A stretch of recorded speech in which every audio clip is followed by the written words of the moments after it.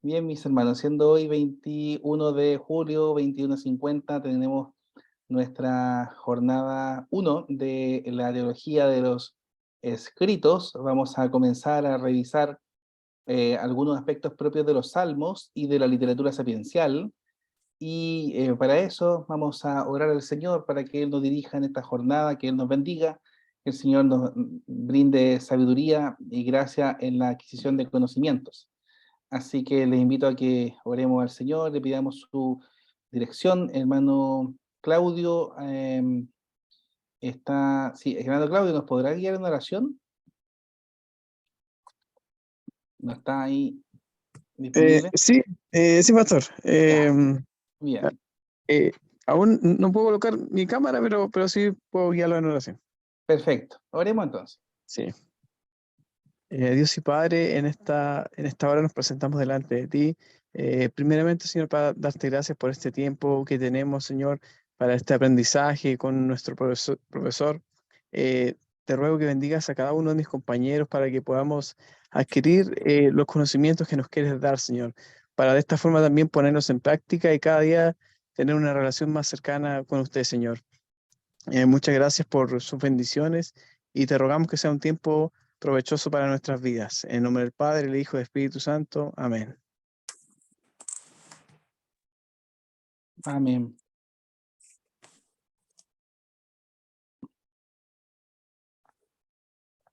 De nuevo dice 4 del 3. Bien, mis hermanos. Contexto histórico, Antiguo Testamento, los escritos. Sí, Y nosotros ya tuvimos ocasión de introducir al contexto general del Pentateuco o del Antiguo Testamento, luego específicamente del Pentateuco, luego específicamente de los profetas, de manera bien general, y ahora también de los escritos, que literalmente comienza con los salmos, ¿ya? Por eso se llama de manera indistinta a los escritos, conocido también como Ketuvim, como los salmos, ¿ya? Que es Tehilim. Y acá vemos los libros que están en la clasificación de los escritos, ¿ya? Desde arriba hacia abajo. Salmos, Job, Proverbios, Ruth, Cantar de los Cantares, Eclesiastés, Lamentaciones, Esther, Daniel, Esdras, Nehemías, Crónicas. ¿Ya? Aquí están estos libros. Primero para introducir respecto de esta clasificación, ¿ya? Los creyentes judíos antiguos y las sinagogas no establecieron un orden definido en la disposición de estas obras, que fue la última en ser aceptada como parte del canon de la Biblia hebrea. La comunidad judía reconoció esta sección del Tanaj con respeto litúrgico y autoridad religiosa entre el 300 y el 100 a.C. O sea, ya en el tiempo de Cristo se utilizaban estos libros como autoridad canónica. No era cuestionado por ninguna escuela de teología, ninguna escuela rabínica, ¿ya? Y evidentemente lo utilizó el Señor y los apóstoles, por tanto, tienen primacía por ser validados como canónicos de parte del Señor, ¿ya? Y recordemos lo que es Tanaj, es la abreviatura de las 3 secciones de la Biblia hebrea, Torah, Nevi'im y Ketuvim, TNK, ¿ya? Entre las obras poéticas que se incluyen en esta sección de la Biblia se deben destacar los libros de los Salmos y Cantar de los Cantares, que representan sus mensajes e impresiones líricas bien definidas y articuladas. Aquí es significativo decir, hermanos, que esta expresión salmo también a veces es llamado como canción, por cuanto los salmos son el himnario que ha de ser cantado de parte del pueblo de Israel. Estos poemas están escritos en versos claramente definibles y se caracterizan por la polimetría, la polisemia, la musicalidad, la articulación y la transmisión de sentimientos profundos y figurados, y por diversas formas de paralelismos de temas, ideas y palabras que constituyen una de las características más importantes y determinantes de la poesía hebrea.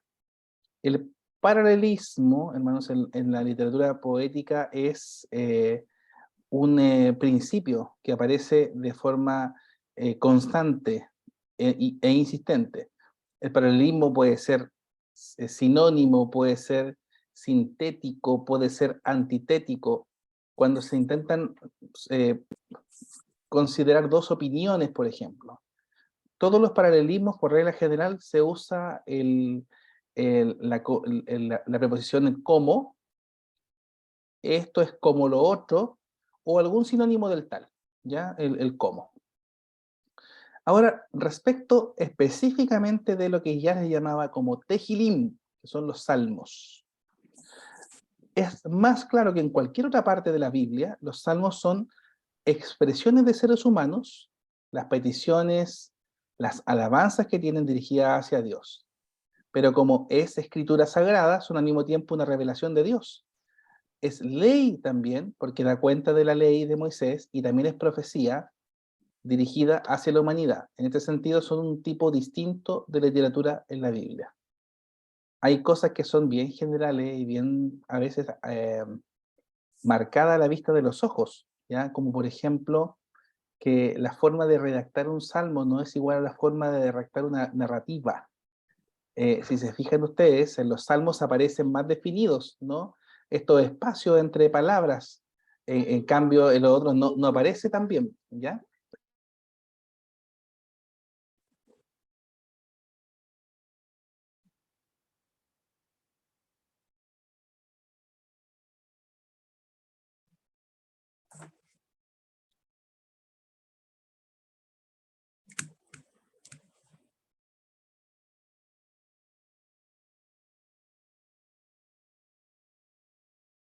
Ahí sí.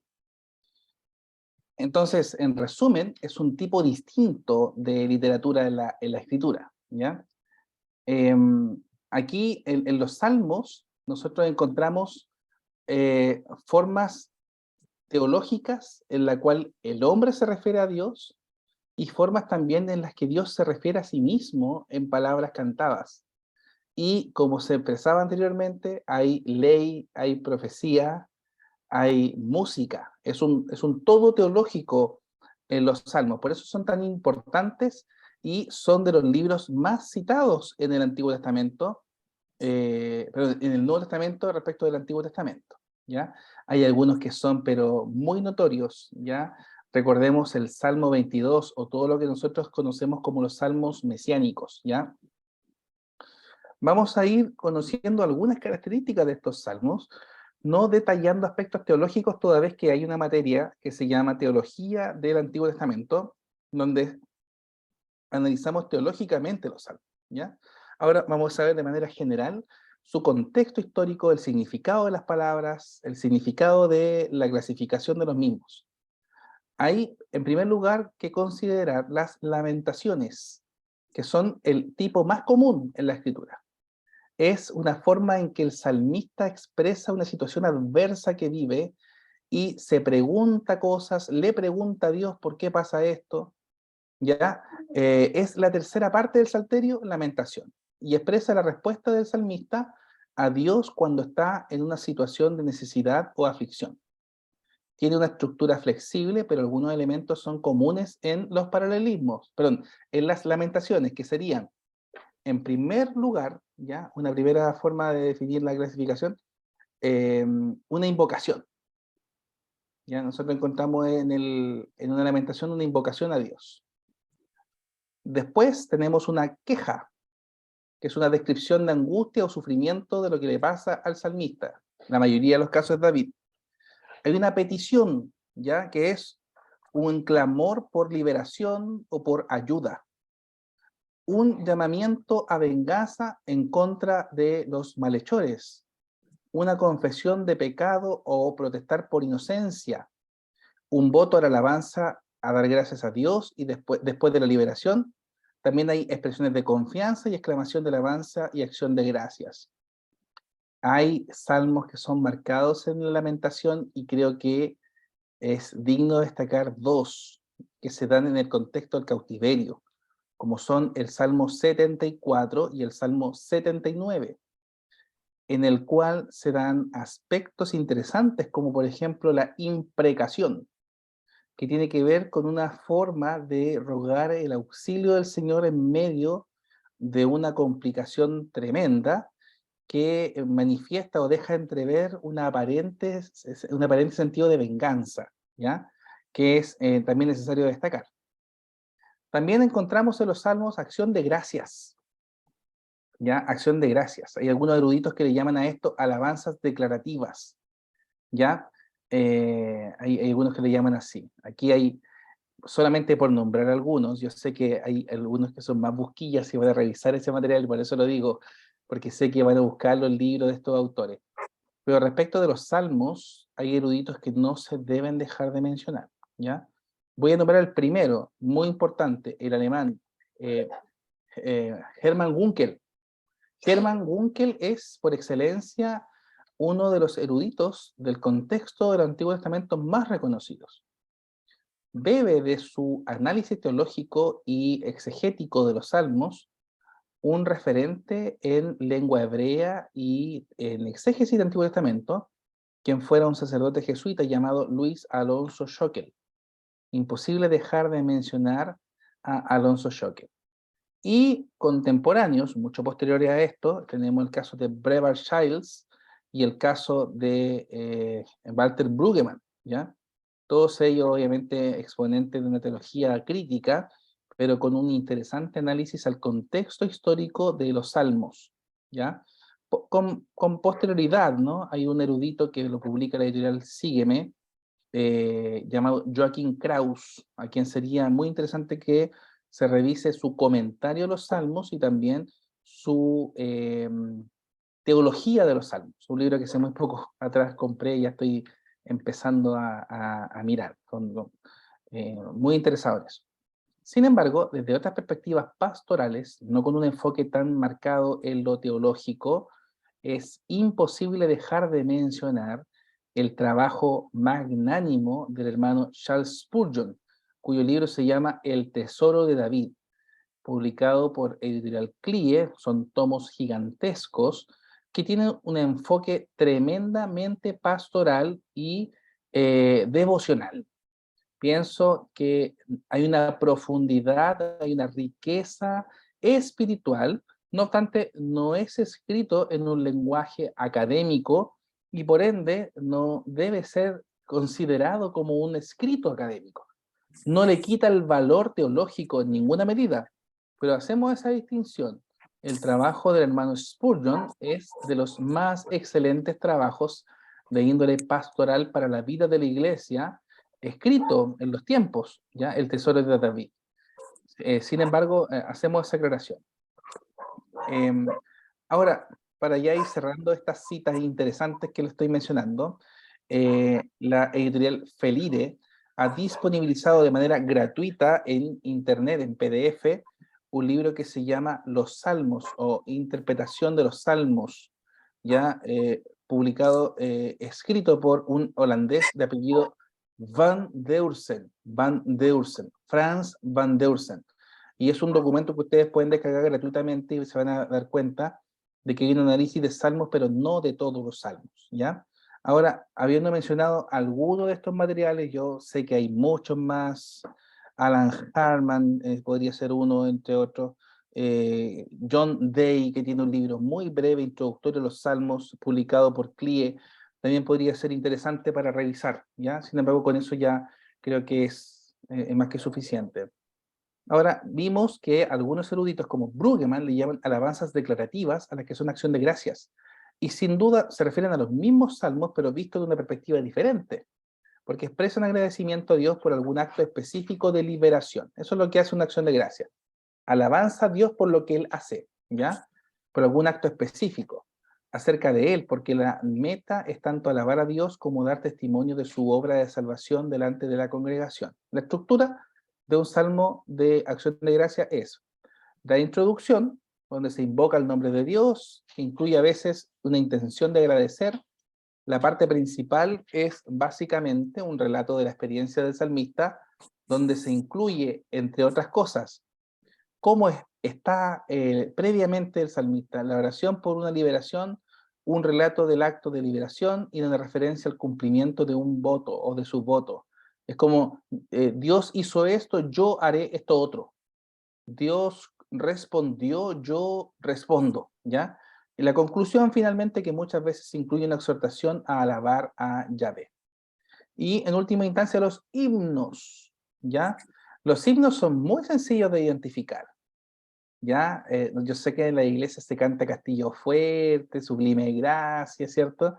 Son himnos, pero en la clasificación de salmos, los himnos tienen una estructura súper sencilla, muy sencilla de identificar, y son alabanzas descriptivas, o sea, en otras palabras, describen las obras de Dios y el ser de Dios, ¿ya? Primero, en un himno nosotros encontramos un llamado a alabar, o sea, alabad o alabo o cualquier llamado de alabanza. Luego, la razón del por qué se alaba, la parte principal da el motivo de alabarlo, frecuentemente introducido por la conjunción hebrea ki, que significa por qué, o también pues, cualquiera de los dos significa ki en hebreo. Y último, un llamamiento a alabar a Dios, muchas veces como un eco de la introducción. Ya entonces, resumen, los himnos, llamado a la alabanza, ¿por qué se alaba? Llamado a la alabanza. Y aquí yo doy como ejemplo el Salmo de 117 porque es muy breve, muy memorizado y muy claro como un himno. Dice, alabad a Jehová, ¿cierto? Eso es un llamado a la alabanza de manera general. ¿A quién llama? Naciones todas, pueblos todos, alabadle.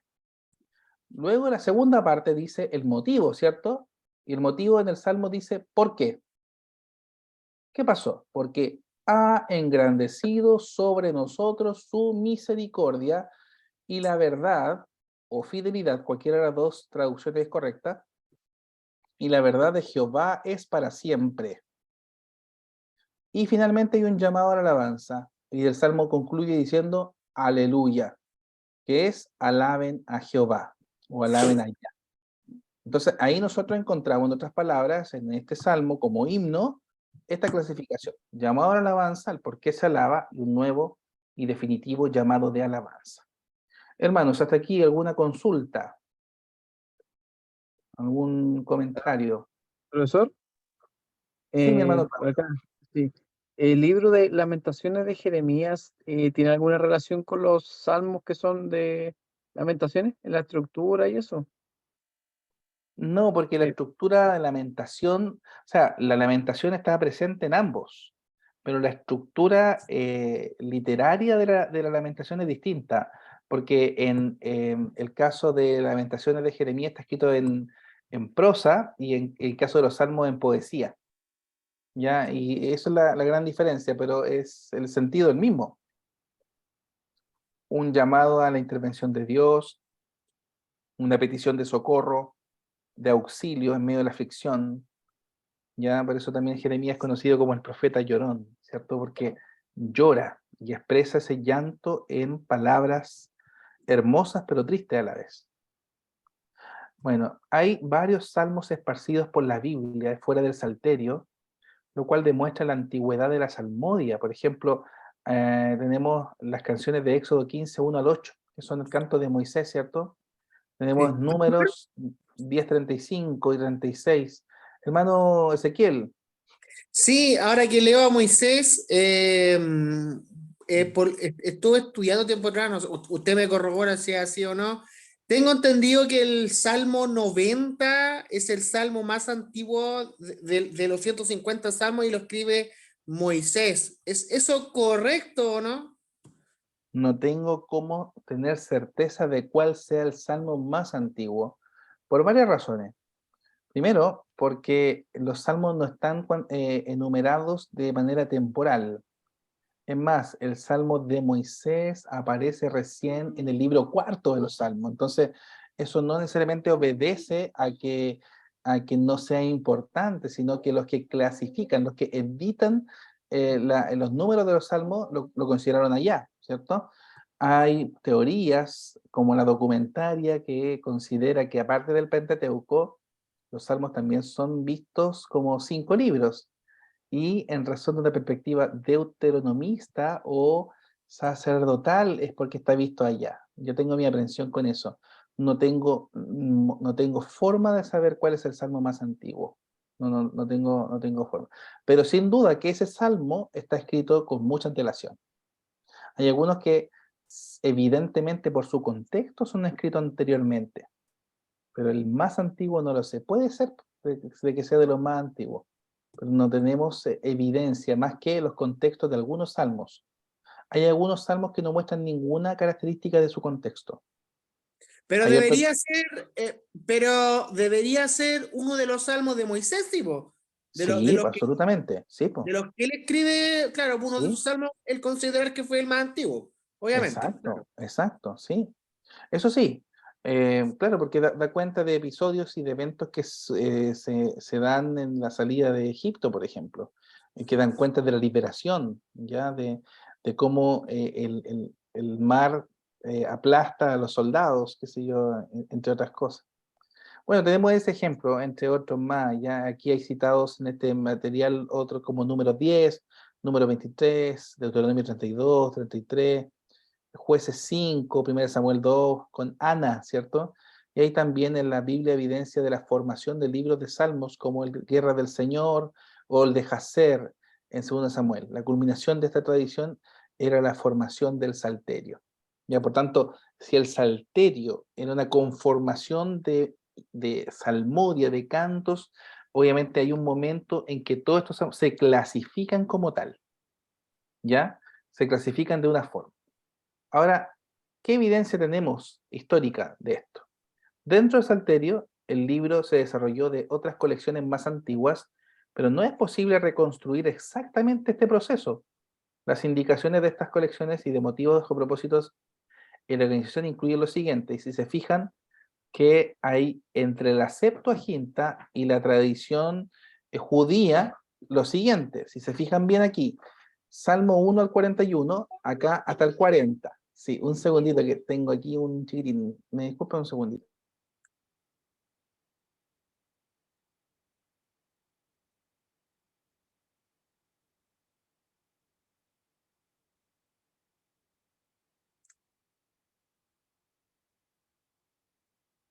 Ya.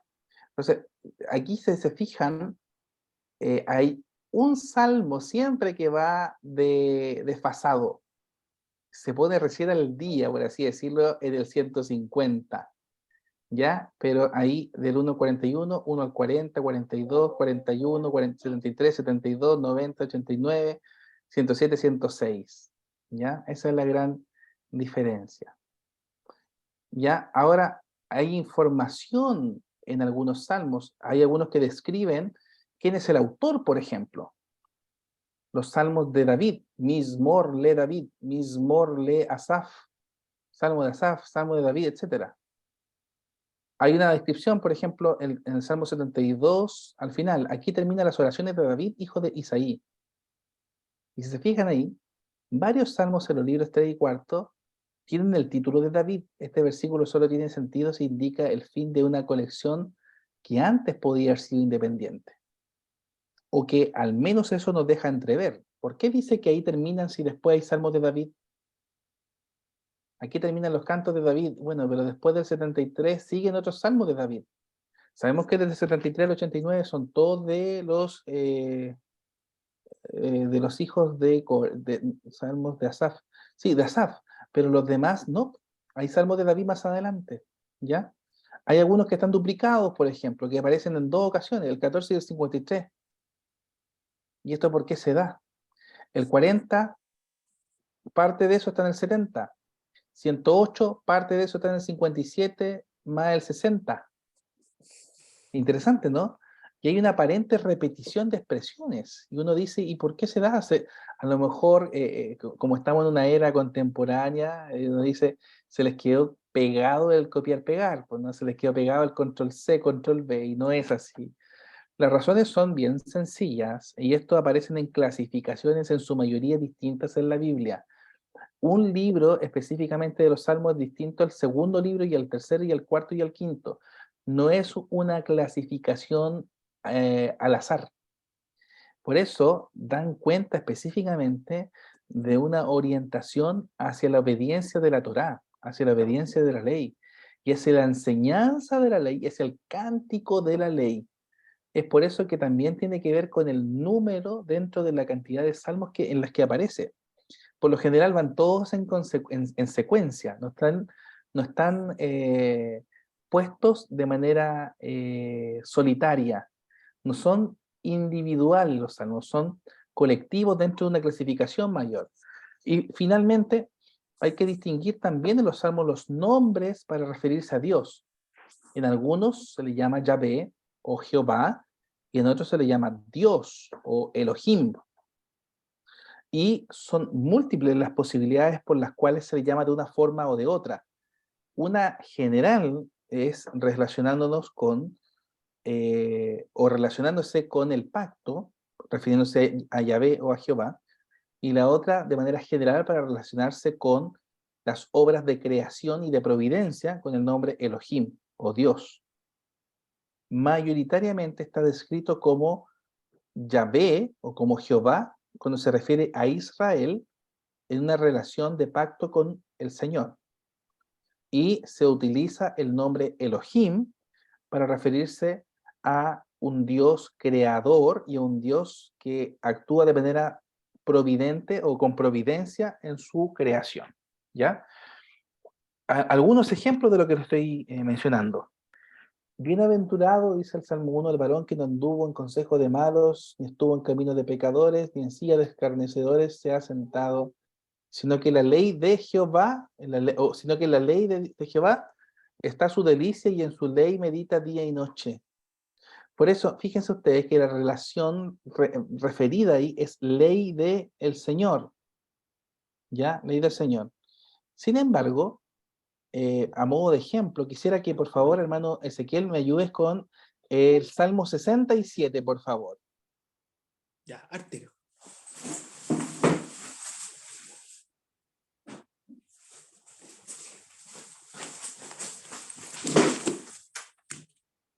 El Salmo 67 es una referencia. ¿77 o 67?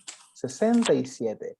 Es una referencia a la bendición arónica que aparece en Números capítulo 6, versículo 24. Entonces voy a pedir a quien veo aquí, al hermano Claudio, si me ayudas, por favor, mi hermano, con número 6, por favor. Solo para contextualizar, porque comienza con Jehová te bendiga y te guarde. ¿Mm?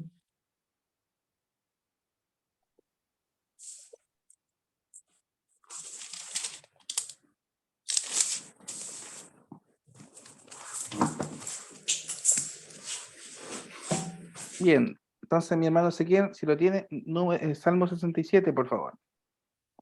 Ya, lo leo en el nombre de nuestro Señor Jesucristo. Dice, Dios tenga misericordia de nosotros y nos bendiga, haga resplandecer de su rostro sobre nosotros. ¿Sigo? Sí, por favor. Para que sea conocido en la tierra tu camino, en todas las naciones tu salvación. Te alaben los pueblos, oh Dios, todos los pueblos te alaben. Alégrense y gócense las naciones, porque juzgarás a los pueblos con equidad y pastorearás las naciones en la tierra. Te alaben los pueblos, oh Dios, todos los pueblos te alaben. La tierra dará su fruto. Nos bendecirá Dios, el Dios nuestro. Bendíganos Dios y témalo todos los términos de la tierra. Bien, mi hermano. Y hermano Claudio, por favor, si pudiese ver número 6, versículo 24 al 26, por favor. Perfecto. Dice así, Jehová te bendiga y te guarde. Jehová haga resplandecer su rostro sobre ti y tenga de ti misericordia. Jehová alce sobre ti su rostro y ponga en ti paz. Fíjese entonces, hermano, una similitud y una diferencia entre ambos. ¿Alguien me puede, por favor, mencionar qué similitudes y qué diferencias hay entre ambos textos que acabamos de leer? Bueno, una similitud es que en ambos dice que el Señor tenga misericordia y que haga resplandecer su rostro sobre nosotros. Es una similitud. Perfecto. Esa misericordia, ¿cierto? El resplandor del rostro sobre alguien. Ya, eso es una similitud. Bien, buena pesquisa. ¿Cuál es la diferencia?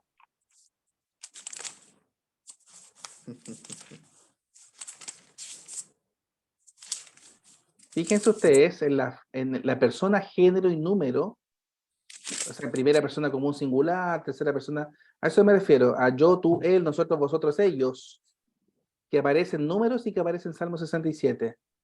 Salmo 67, segunda persona masculino singular, a ti, Dios te bendiga a ti, te guarde a ti, se tiene sobre ti, a representar su rostro sobre ti, ¿cierto? En cambio, en Salmo es primera persona común plural. Nosotros. Es un nosotros. Otra diferencia es que en Números dice Jehová. En Salmos dice Dios. Y para un lector acelerado, no va a encontrar más que lo que podemos decir como no solamente los nombres, pero si usted se fija, no es casual que sea Dios y Jehová, no es casual que sea primera común plural y a que sea segunda persona masculino singular. O sea, en otras palabras, mi hermano, nada ahí es casual. Y es porque el enfoque del Salmo 67 es completa y absolutamente misional, donde envuelve un compromiso de Dios con el mundo. Envuelve un compromiso de Dios con que las naciones a Él le conozcan y se vuelvan a Él. En cambio, el número 6 da cuenta específicamente de una relación de pacto de Dios con su pueblo. Dios comprometiéndose con sostener, guiar y salvaguardar a su pueblo. Esa es específicamente la gran diferencia, mis hermanos. Sobre esto, ¿alguna pregunta? ¿No? Ya.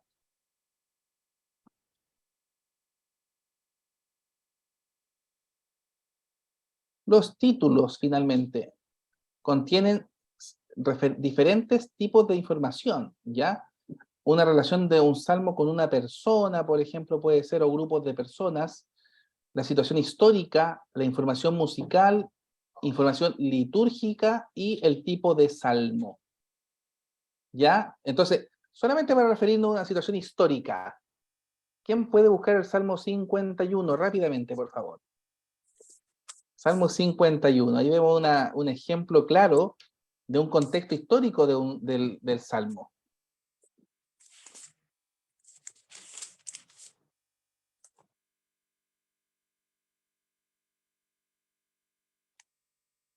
¿Qué versículo, profesor? El, el antes del primero, porque el menos 1 y menos 2. Después del título que usa la Valera, en negrita, hay un título en comillas, o mejor dicho, en cursiva. ¿Qué dicen las cursivas, hermano Claudio? Dices, Salmo de David cuando después que se llegó a Betsabé, vino a él Natán el profeta. Fíjense ustedes entonces que hay una descripción extensa.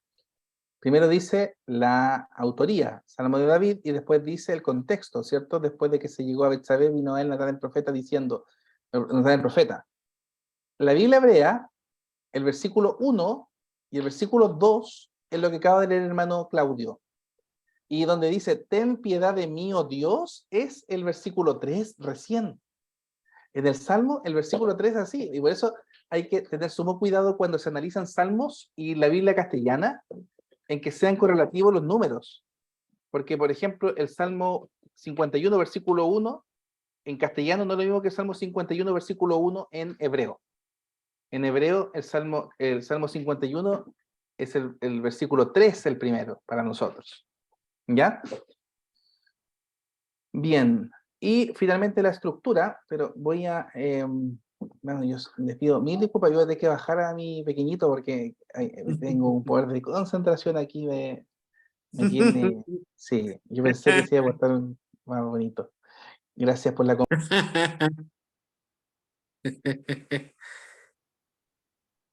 Bien. Entonces, hermanos, esa indicación que le mencionaba yo recién sobre Los nombres de Dios referidos son súper importantes, ya por eso no es menor. Sin embargo, hay veces en que aparecen los dos en una misma oración.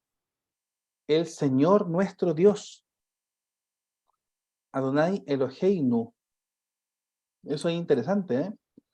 Porque si decimos que el nombre Dios envuelve la forma en que Él se relaciona con la creación y con la providencia, y que Jehová está referido a una relación de pacto más que de creación del mundo, ¿por qué dice entonces el Señor nuestro Dios, o Adonai Eloheinu?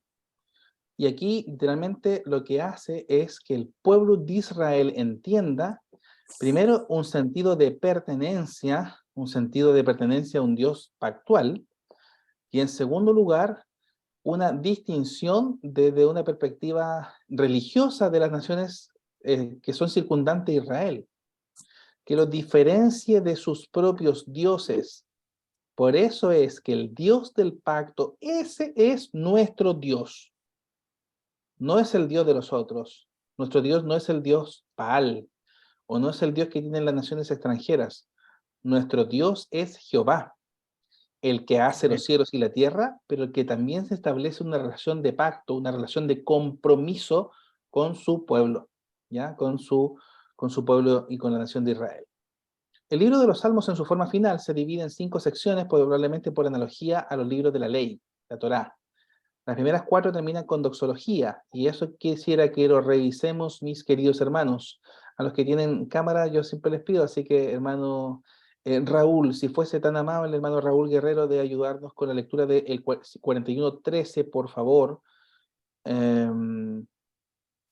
Luego pedir al hermano Claudio, si me ayuda con el 72:18 al 20, Ezequiel con 89:52, y saber si está disponible la hermana Ivonne Lamadrid. ¿Sí, pastor, me escucha?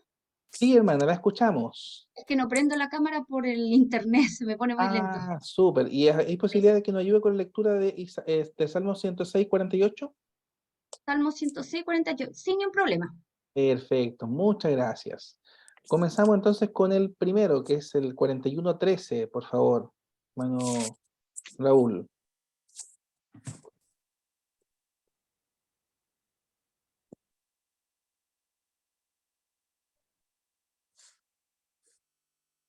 No lo escuchamos. Yo creo que tiene que ver con el parlante. No lo oímos. Mire, lo voy a silenciar yo y usted se desilencia, por favor. A ver. Desilencias. ¿Aló? ¿Ahora? No. ¿No tendrá puesto algún audífono, hermano Raúl?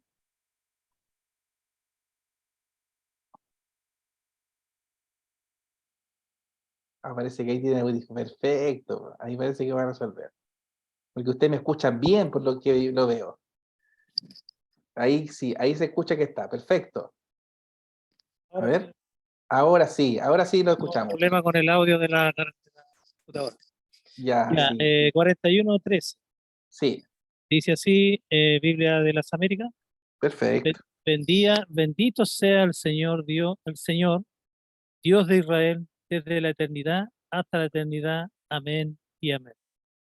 Perfecto. Y ahí, ¿qué es lo que ocurre? Cierra una parte de la clasificación, ¿cierto? Ahí, ¿qué sigue después? 41:13. Se termina acá. Sigue, ahí termina, ¿cierto? Y viene el libro segundo. ¿Ya? Entonces vemos una doxología, ¿ya? Amén y amén. ¿Qué dice, gracias mi hermano Raúl, qué dice 72, por favor? 22, 18 al 20, dice, bendito Jehová Dios, el Dios de Israel, el único que hace maravillas, bendito su nombre glorioso para siempre. Y toda la tierra sea llena de su gloria. Amén y amén. Y luego dice, aquí terminan las oraciones de David, hijo de Isaí. Perfecto, muchas gracias mi hermano. ¿Qué dice 89:52, por favor?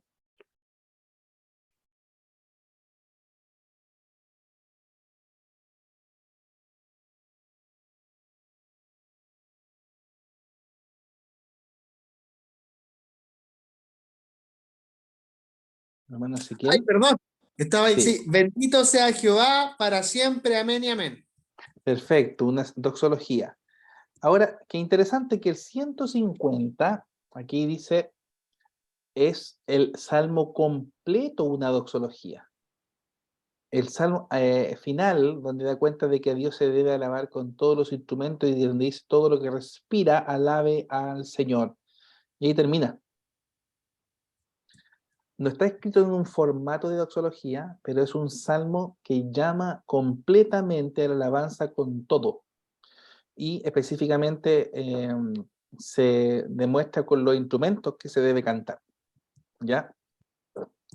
Por tanto, los salmos tienen una forma de interpretar y es primero para su uso litúrgico, o sea, en el templo específicamente al principio, luego se cantaba en la sinagoga también, pero aparte de ser utilizado de manera litúrgica, también era utilizado de manera familiar, de manera personal. Los judíos, mientras que celebraban las cenas, por ejemplo, como la Pascua, ellos cantaban salmos, ¿ya? Se dice que los salmos 113 al 116 son los salmos que son cantados en la Pascua, ¿ya? Y hay uno en particular que da cuenta de un episodio interesante en la vida de Jesús cuando celebra la Pascua con sus discípulos. El Salmo 116 dice literalmente, levantaré la copa de la salvación. Levantaré la copa de la salvación. Algo propio que se vive en la Pascua final, donde el Señor levanta la copa y dice, esta copa es el nuevo pacto en mi sangre. Hacer esto todas las veces que la vivierais en memoria de mí, ¿ya? Bueno, Primera de Crónicas 16 cita el Salmo 106, incluyendo la doxología, lo cual indica que la división del Salterio en los 5 libros ya se había llevado a cabo. Esto es bien interesante, hermano. Primera de Crónicas cita el Salmo 106. Entonces, algunos que pueden ser como bien suspicaces y digan, no, pues si los salmos se clasificaron en el siglo II o el siglo I antes de Cristo. Entonces, si es así, ¿por qué en Crónica ya se citan los salmos? Y eso es evidencia de que el periodo fue mucho o muy anterior a esto, sobre todo en su tema de su clasificación. Es por eso que hay una tradición que dice que ha sido en el periodo de Esdras y Nehemías que se confluye la forma en que están clasificados los salmos, lo que no obsta que hayan sido cantados con mucha antelación. No es lo mismo la edición final que, o la clasificación que el salmo mismo para ser cantado. La mayoría de los eruditos creen que el Salmo 1 se agregó al principio del Salterio como una introducción apropiada por varias razones, porque da cuenta de lo que es la ley y escrito en un tono poético con paralelismos. Este de esta forma, este otro de esta otra forma. Este es el sabio y este es el necio, ¿ya? El bienaventurado y el necio, ¿ya? Macario en griego, Macario es bienaventurado, y en hebreo Ashrei, bienaventurado. Solo introducir a la literatura sapiencial, aspectos que vamos a terminar de ver la próxima semana, el miércoles como última jornada, y se nos fue volando este curso de Contexto Antiguo Testamento. Ánimo, mis hermanos, que queda poquito. La sabiduría, hermanos, la sabiduría o los escritos de sabiduría, si bien es cierto, forman parte de la clasificación de los escritos, como Proverbios, Job y Eclesiastés, como concepto está presente desde Génesis hasta Apocalipsis. La ley de Moisés tiene un hincapié respecto de la forma en que el pueblo de Israel ha de entender su relación con Dios desde la sabiduría o desde el conocimiento, no necesariamente como sinónimo, sino como aspectos que dan cuenta de un pueblo entendido, de un pueblo que da prioridad a la forma de asimilar lo que Dios quiere, ¿ya? La enseñanza. Por eso es imposible discriminar la sabiduría o separarlo de lo que es la enseñanza y de lo que es el espíritu normativo de la ley. La literatura sapiencial de la Biblia juega un papel de gran importancia teológica y también pedagógica, como estaba diciendo. Estas contribuciones éticas, morales, espirituales y educativas mayormente se incluyen, entre otros libros, en Proverbios, Job y Eclesiastés. El corazón de estas enseñanzas y la esencia de esta literatura es presentar el arte y las formas de vivir en rectitud, justicia y prudencia. El objetivo básico de los maestros de la sabiduría en el pueblo de Israel era articular un cuerpo de instrucciones y recomendaciones que fomentaran y propiciaran el vivir haciendo el bien a la vez que se evitaba el mal. Entonces, nosotros encontramos Job, Proverbios y Eclesiastés como esa literatura de sabiduría, donde hay la antítesis entre el hombre sabio y el hombre necio, entre el bien y el mal, entre el que tiene a Dios y el que no, y entre aquel que se confirmó la vida y se enfatizó lo que era en la vanidad o en la palabra del Señor, o en la presencia del Señor. Y para terminar esto que estoy mencionando, y relacionando lo que es la ley de Moisés con lo que es la sabiduría, quisiera preguntarle algo que en las clases que tengo de Antiguo Testamento siempre lo hago, ¿no? ¿Hay forma de definir bíblicamente lo que es la sabiduría? En otras palabras, mis hermanos, ¿qué es la sabiduría según la Biblia? La sabiduría en el libro de Job, versículo 28 en adelante, dice que es temer al Señor. Eso dice el libro de Job, capítulo 28. ¿Lo puede leer literalmente, mi hermano, por favor? Al tiro.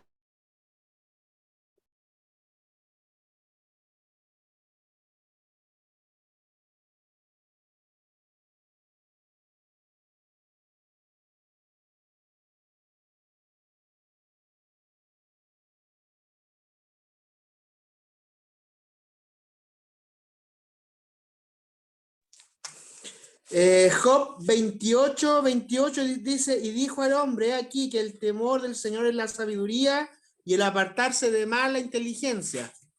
Perfecto. Fíjese qué interesante, ¿no? Que la sabiduría está absolutamente relacionada con el temor, pero un temor sustentado no solamente en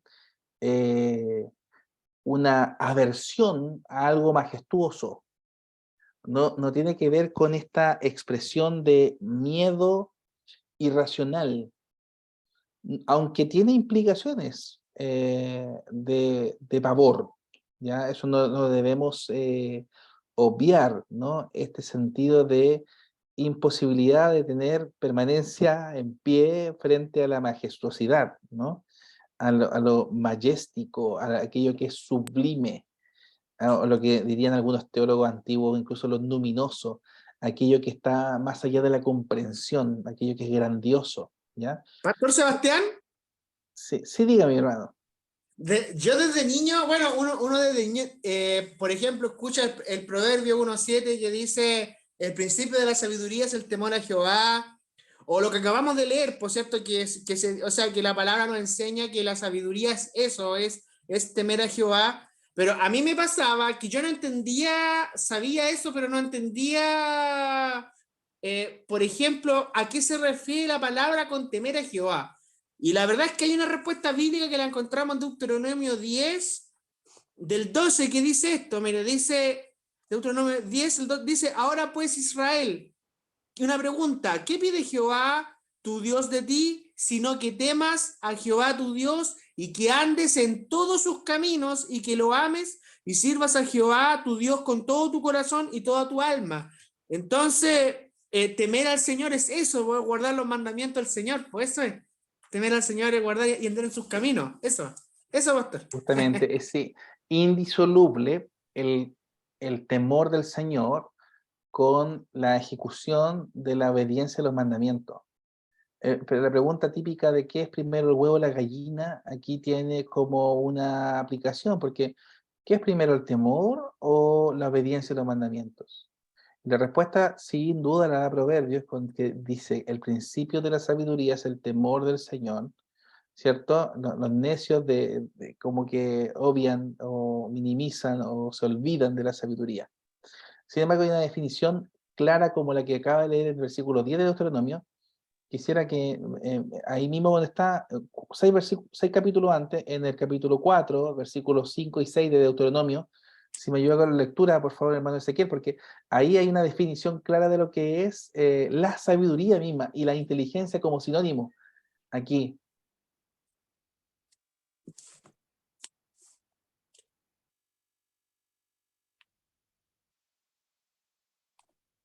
Deuteronomio 4, 5 y 6. Capítulo 4, versículos 5 y 6. Ya, lo leo ya. 4, ya. Dice, más vosotros que seguiste a Jehová vuestro Dios, todos estéis vivos hoy. Mirad, yo os he enseñado estatutos y decretos como Jehová mi Dios me mandó, para que hagáis así en medio de la tierra en la cual entráis para tomar posesión de ella. Guardadlos pues y ponerlos por obra, porque esta es vuestra sabiduría y vuestra inteligencia ante los ojos de los pueblos, los cuales oirán todos estos estatutos y dirán, ciertamente pueblo sabio y entendido, nación grande es esta. Interesante, entonces, la sabiduría misma consiste en la obediencia irrestricta a los mandamientos del Señor, los cuales no se pueden obedecer si no están acompañados de un temor, del temor del Señor. Entonces, teme al Señor y guarda sus mandamientos, es el complemento correcto. No hay posibilidad de temer al Señor, hermano, y no guardar los mandamientos. Y no hay posibilidad de guardar los mandamientos si no se teme al Señor. Es una cosa, pero va de la mano, aunque no sea lo mismo, ambas envuelven sabiduría. Principio de sabiduría y la ejecución de la sabiduría. Sabio, entonces, por tanto, no es la acumulación de conocimiento ni asimilar conceptos, sino más bien obedecer al Señor, que envuelve racionalidad también. O sea, no estamos diciendo que eso significa hacer solamente y no conocer y no pensar. Creer es pensar, pero sobre todas las cosas envuelve racionalidad, pero envuelve voluntad, envuelve sentimiento, emoción, intelecto. Es un todo, tiene que ver con la naturaleza espiritual del ser humano. Bien, mis hermanos, saber si hay alguna consulta. Yo tengo una pregunta sobre el trabajo. Lo que pasa es que el trabajo dice, nombra como un capítulo del libro, pero, o sea, uno elige, por ejemplo, ¿cuál hay que elegir? ¿Hay que hacer un resumen del libro completo que leímos o elegimos, por ejemplo, una persona ahí de la Biblia nombrada, de los profetas, por ejemplo? ¿Cómo es eso? Lo que pasa es que usted tiene que elegir de un libro, de la clasificación de los escritos, porque Ya, no va a ser posible hacer como una reseña de todos los libros de la literatura sapiencial. La idea es que se enfoque en uno, que sea de mayor ya, interés para usted. ya, ya. ¿Ya? Y yo reitero que el plazo para profetas será el próximo martes, ¿ya? Y para escritos una semana después del próximo miércoles, por tanto, va a ser el subsiguiente martes. Así que Entonces, sí, entonces el que sigue la próxima semana es profetas y el que sigue es sabiduría. Claro. exacto, exacto, sí, sí, lo que hay que entregar ahora es profeta. Hasta el Ya, próximo vale. martes el plazo, sí, pero algunos ya Ya, lo han entregado ya. Hermano ya. Claudio, también iba a preguntar algo. Sí, bueno, más que pregunta, en realidad quiero comentar algo. Lo que pasa es que este es mi último curso con Educa. Sí, este número, el número ¡Wow! 15 ya. Sí, ha sido un caminar bastante largo, pero quería más que nada darle gracias a usted igual, profesor, porque, bueno, en caso que no pueda estar en la otra clase, porque igual, o sea, ha sido de ayuda en este tiempo, con sus consejos y todo eso, y también, bueno, igual ha sido un camino largo, han pasado hartas cosas en el camino, así que igual usted me ha ayudado bastante. Incluso, bueno, acá tenía algunas unas recomendaciones que usted me ha dado, por ejemplo, de lectura, se ¡Wow! alcanza a ver ahí, pero, Sí, eh, Nancy Piercy, sí, leyendo con la verdad, sí. Sí, este igual creo que me lo recomendó usted, creo, Sí, también. Pots. Sí, Sí, Gerardo Voss. sí, o sea, no sé, eso más que nada, pues agradecer públicamente por su labor y por su vida igual, así que eso más que nada quería comentar. Y como, o sea, para el resto de mis compañeros, a los que están comenzando tal vez, o los que van ya en camino, que sigan adelante, porque el caminar igual es largo acá, pero se puede, con la ayuda del Señor. Así Gracias, que mi hermano. eso más que nada. Dios le bendiga mucho, hermano. Gracias, Claudio, hermano. terminando un proceso y gloria a Dios por eso. Ya va a haber oportunidad para vernos en algún lado también, porque sí, Sí, usted es del sur, ¿no? De Talcahuano, si no mal Ah, recuerdo, Al Claudio. día, al De día. Valdivia, Sí. wow. Sí, sí, un poquito lejos. Pero, sí, pero el mundo es chico. Alguna vez nos vamos a ver, hermano Claudio. Qué alegría saber que está terminando este proceso.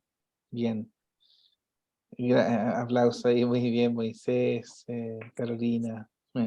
Pues que, sí. bueno, hermano, gloria a Dios por eso, sin duda una bendición grandiosa lo que tiene el hermano Claudio. Y hermano, aprovechamos el momento para orar, ponemos gracias al Señor por esta oportunidad, este tiempo de estudiar, pidámosle al Señor que nos bendiga abundantemente. Quiero saber si está disponible para orar la hermana Carolina. Si no, Carolina, ¿sí? Amén, ¿me escuchan? Amén. Sí, mi hermana, la escuchamos. Ah, ya. Amén, vamos a orar entonces. Oremos entonces. Padre, le alabamos. Eres maravilloso, Dios. Amén. Qué maravilloso, Padre, el poder darnos estos momentos para poder acercarnos, mi Señor, un poco más a través de su palabra. Gracias por la vida de nuestro profesor. Gracias por cada uno de mis hermanos de hoy que no hemos podido conectar. Bendiga a los que no pudieron hacerlo también. Padre mío, le damos gracias. Gracias por mi hermano que nos hacía este comentario, que ya está, Señor, terminando este trayecto, este recorrido. Gracias por su vida también. Gracias por lo que usted ha provisto. Mi Señor, y cada vez que nos acerquemos a usted, Señor, nos vistamos más de humildad. Padre mío, ponga en nosotros su pensamiento, su corazón y ayúdenos cada día, mi Señor, a reflejarlo a usted en cada uno, Señor, de nuestros pasos, en cada uno de lo que hagamos. Padre, le alabamos, le damos gracias por Jesucristo, su Hijo, nuestro Salvador. Amén. Amén. Amén. Que Dios les bendiga a mis hermanos. Nos vemos el miércoles que viene, Dios mediante. Les recuerdo subir la diapositiva, por favor. Ya, gracias. Dios les bendiga. Un abrazo. Chao, chao. Muy buena clase. Bendiciones, pastor. Gracias, saludos. Chao, Bendiciones, chao. hermanos, bendiciones, profesor. Bendiciones a igualmente. todos. Chao. Chao, chao.